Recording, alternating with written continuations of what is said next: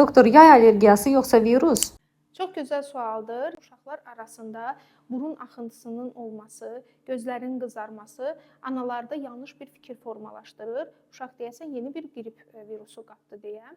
Lakin diqqət etməniz gərəkən nüans ondan ibarətdir ki, yaz aylarında havanın nəmli və rütubətliliyin artması bu yağışların hesabına artır və əlavə olaraq ağacların çiçəklənmə və tozlanma dönəmində olduğu üçün havada uçuşan polenlərin miqdarı artır.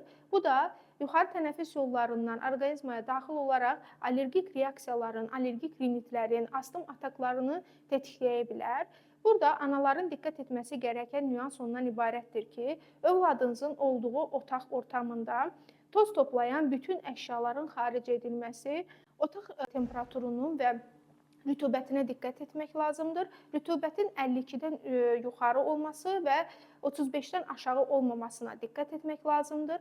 Uşaq əgər bayıra çıxıb evə gəlirsə, bu zaman əllərinin, üzünün təmiz-təmiz yuyulması, əlavə olaraq bayırda gün eynəklərindən və maskadan istifadə etməsi allergik reaksiyaların miqdarını nisbətən azalda bilər. Lakin həkim tövsiyəsi ilə burun daxilinə istifadə olunan spreylər və allergiya əleyhinə olan preparatlar allergik atakların qarşısını nisbətən alacaqdır. Əgər övladınızda bu şikayətlər edilən bütün tədbirlərə baxmayaraq aradan qalxmırsa, reflünü göz ardı etməmək lazımdır və allergiya üçün edilən aşıları mütləq şəkildə icra etmək lazımdır.